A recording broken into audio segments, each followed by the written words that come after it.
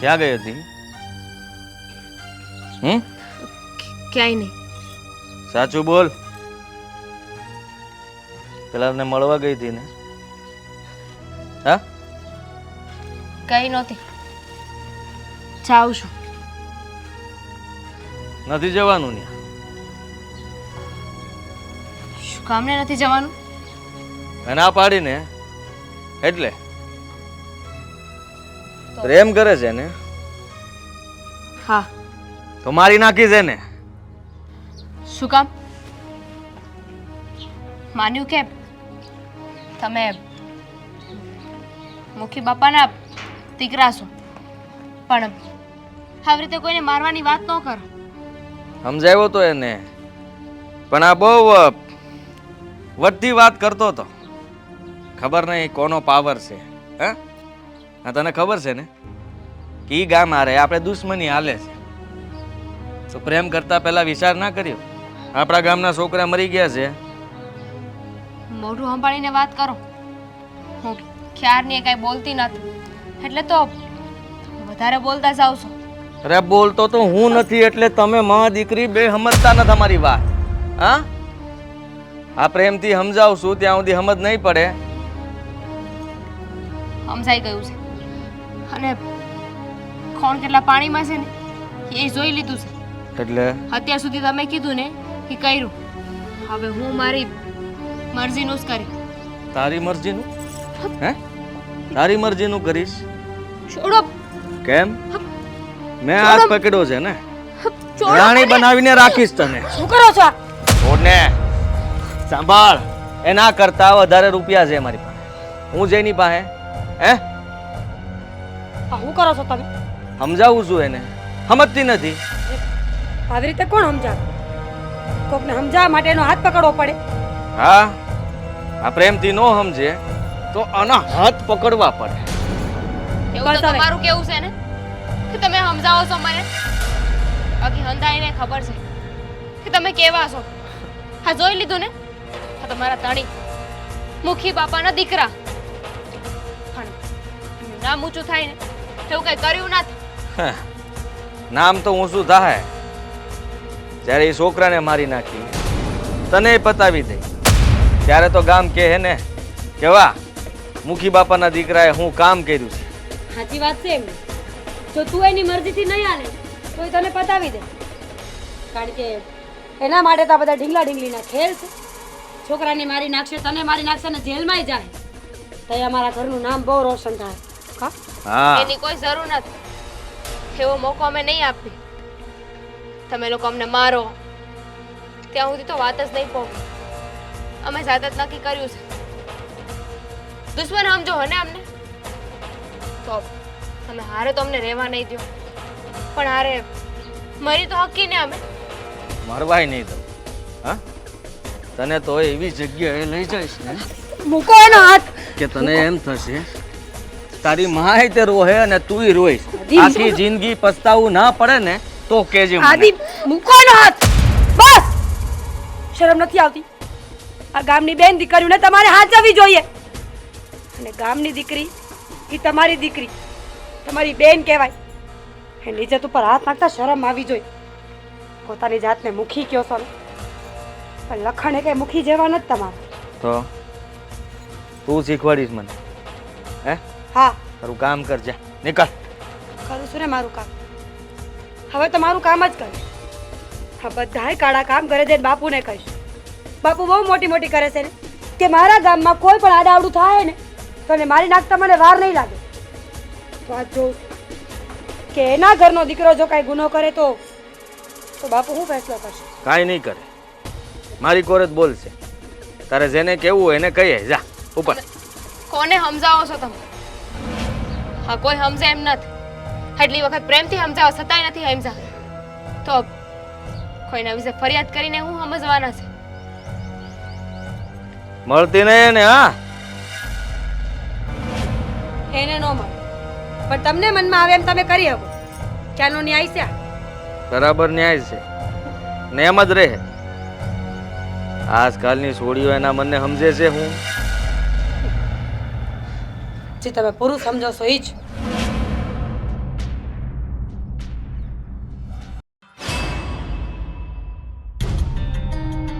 બાપુજી, હા, તમે આ ઈંડોળે આમનામ હિંચકા ખાતા રહો ને જે તમારી આબરૂ ધૂળમાં મળી જાય. કેમ શું થયું? કોઈએ કઈ મસ્કરી કરી? કોઈએ કઈ તમને કીધું? અરે ખાલી નામ કયો, નામ કયો ને તેની આંગળી કાપી નાખો, એની જીભ ખેંચી નાખો. કોણ છે એ? અરે આપણા ગામમાં એવો કોઈ નથી, અને જો હશે ને તો એને હું જીવ તો મારી નાખી. કોણ છે એ? એમ પાક્કું છે ને હા. કે વાત સાંભળ્યા પછી તમારો ફેસલો નહીં બદલે? આ મુખીને એના ગામની આબરૂ વધારે વાલી છે. કોણ છે એ? ખાલી નામ કયો. તમારો દીકરો, તમારા કુળનો દીવો. શું? હા મારો આદિ? હા બાપુજી, શું કર્યું એણે? જેને ગામની દીકરીઓની ઇજ્જતને બચાવી જોઈને એ જ આજે લૂંટવા નીકળો તો. આ દામિનીના આડોપલા કર્યા છે તમારા દીકરાએ. ન બોલવાના વેણ બોલતો તો. તમે તો બહુ મોટી મોટી વાત કરો છો ને બાપુજી, કે હું આ ગામનો મુખી છું. બાપ શું આ ગામનો? આ ગામની હંધીએ પરજા મારા બાળકો બરાબર છે. તો હવે જે આ તમારો જ દીકરો ગામની દીકરીઓની આબરૂ લૂંટવા નીકળશે તો એ તમે શું કરશો? જો આ વાત હાસી હશે ને તો હું પહેલા દામિનીની માફી માંગી અને પછી હું મારા દીકરાને સજા આપી. માફી નથી માંગવાની, જે કરવાનું છે ને એ કરો. બહારના ગામમાં દીકરી લગ્ન કરીને જાય ને તો દુશ્મની વધે છે, પણ ઈ નહીં દીકરીની આબરૂ ગામમાં લૂંટાય તો વાંધો નહીં. એમ ક્યાં છે મારો આદિ? આદિ! આવતા હશે ને, કાળું મોઢું જો કર્યું છે. ક્યાં જાય? આદિ! તારે તારા બાપનું નાક કપાવું છે. આજે મીરા કહે છે એ વાત હાસી છે, તે દામિની એને શાળા કર્યા છે. તો હું કરું બીજું? એ કે સમજવા તૈયાર નથી. ના પેલો છોકરો કે ના દામિની. એટલે એ નો સમજે, આપણા ગામની દીકરી નો સમજે એટલે હું એની મસ્કરી કરવાની, એના ચાળા કરવાના, એને નો બોલવાના, વેણ બોલવાના. મને તો એમ થાય છે કે આ મારા હાથે તારી ગળું દબાવી દઉં, તારું ગળું દબાવી દઉં. બાપુજી, ગળું દબાવે કઈ વાતનું નિવારણ નહીં આવે. જે કરવાનું છે ને એ કરો. અરે ઈ આપણા ગામની દીકરી છે, તારી બેન કહેવાય, બેન નરાધમ, અને છતાંય તે એની ઇજ્જત ઉપર હાથ નાખ્યો. અને એમ હતું કે જો હું એને ધમકાવીશ ને તો કદાચ એ ભૂલી જશે એને, અને આ ગામમાં કોઈ બીજી વાર આવી ભૂલ નહીં કરે. હું તો આપણી આબરૂ બચાવવા જતો હતો ને તમે કહો છો કે દીકરા, જો એના પ્રેમીને ભૂલાવો હોય ને તો આપણે એને કંઈક સારું માગું દેખાડી ન્યાય દીકરીને પૌણાવી પડે અને આપણે હાથે કન્યાદાન કરવું પડે. પ્રેમ ભૂલાવો હોય ને તો એને પ્રેમ આપવો પડે. પણ તે તો એને છે ને ખાલી નફરત આપી, નફરત. હવે એને ભૂલવો છે ને તોય નહીં ભૂલે એને પ્રેમીને. હવે શું કરવાનું? મારે પહેલા મારી દામિનીની માફી માંગી છે, મારી દીકરીની મારે માફી માંગી છે. જોકે મારે તમારા ગામમાં આવવું નહોતું, પણ આજે આવવું પડ્યું. કામ એવું છે કે આજે આપણા બેના વેરમાં આ આપણા ગામના દીકરા દીકરીઓ આત્મહત્યા કરવા તૈયાર થઈ ગયા છે. દામિની અને એ બે આત્મહત્યા કરવા જાય છે. હું તો એમ કહું છું કે આપણે બે સમાધાન કરી અને આપણો બેનો દુશ્મન પછી બતાવશું, પહેલા એને બચાવી. આ વાત એની બે માવું આવી હતી મારી પાસે. અરે મેં તો એનું અપમાન કરીને એને કાઢી મૂકી. મેં કીધું કે આવું ન બને, છોકરા કોઈ દી આત્મહત્યા ન કરે, મેં એમ કીધું. પણ હું હાસી વાત છે, આત્મહત્યા કરવા જાય છે. હા, સાચી વાત છે. આપણા અહંકારમાં આ બધા ન ભરવાનું પગલું ભરી લે. નહીં, આવું ક્યારેય નહીં થવા દઉં. બાપુજી, તમારે લોકોએ જલ્દી જવું જોઈએ, નહીં તો કંઈક વધારે આગળ વધી જશે એ લોકો. અરે આપણા અહંકારમાં પ્રેમી પંખીડા ન ભરવાનું પગલું ભરી લે. નહીં. અને ઈ કલંક આપણે બે માથે લાગશે. અરે મારો હું જીવ આપી દઈ, બાકી હું એ બે પ્રેમીને નહીં મરવા તો નહીં જ દઉં, ગમે એમ થાય ભલે. તો હાલો મારી હારે. હાલ આજે તું મેની માફી માંગ.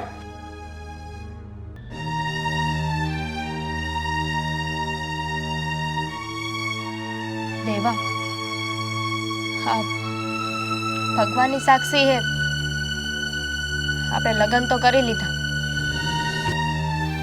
હવે અરે જીવી તો નહીં હકી, કારણ કે આપણા બંનેના ગામના મુખી આપણને લગ્ન કરીને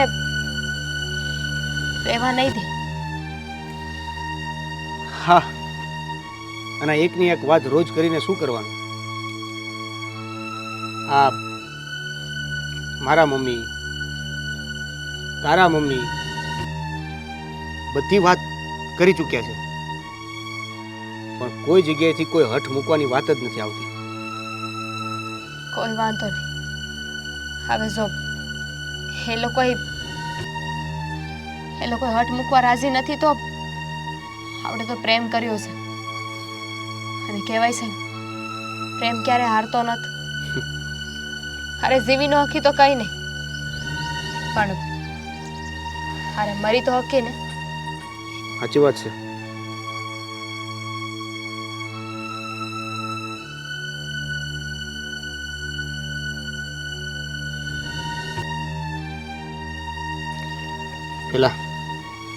પેલા હું પીશ,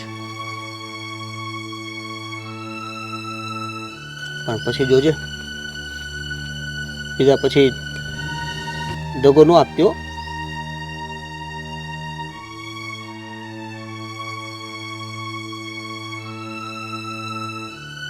દેવાંગ, દામિની, આ શું કરો છો તમે ભાઈ? બેટા, તું તો મારા ગામની દીકરી છો, મારી દીકરી છો, અને તું આવી રીતે આત્મહત્યા કરવા જા? અરે હું ભગવાનના ઘરે મોઢું હું બતાવી? આપઘાત કરવા ઉપર તમે જ મજબૂર કરીને મૂકી બાપા.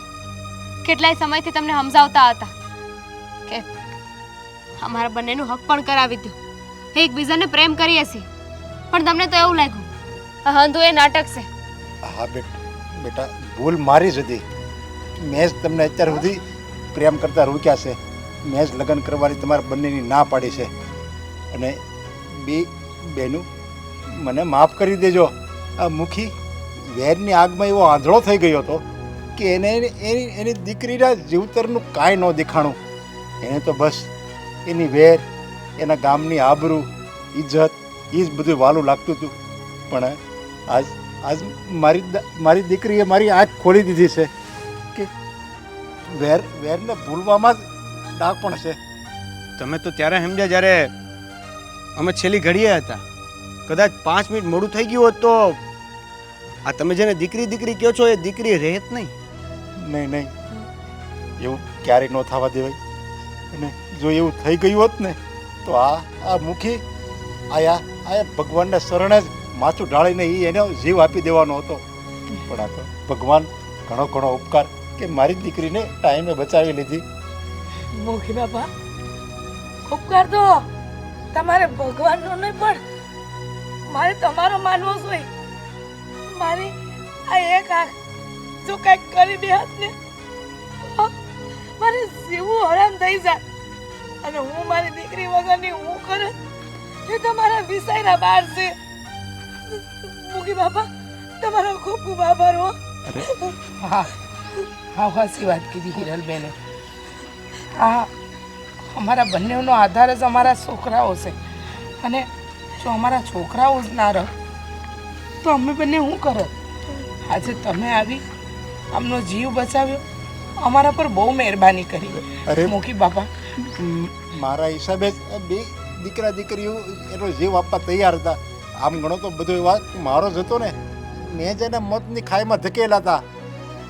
બાપુના કહેવાથી જ હું આ બંનેને મળવાથી રોકતો હતો, અને બંને એકબીજાને બહુ પ્રેમ કરતા હતા. માનું છું કે મારાથી પણ બહુ મોટી ભૂલ થઈ ગઈ. હા, માફ કરજે. મેં તારી યારે બહુ ખોટું વર્તન કર્યું. બસ હવે જે થયું એ સારું થયું. હવે તો હા, અમારા ગામની વહુ એ મારા ઘરની વહુ બની ગઈ. દીકરા, હવે તમે લોકોએ લગ્ન કરી જ લીધા છે તો બધું હમું ઉતરું પાર પડી ગયું. નહીં, હજી હમું ઉતરું કંઈ પાર નથી પડી ગયું. એટલે આ બે ગામ વચ્ચે હજી વેર તો છે જ ને. હા, એનું સમાધાન કરવું પડશે બાપુ. અને આ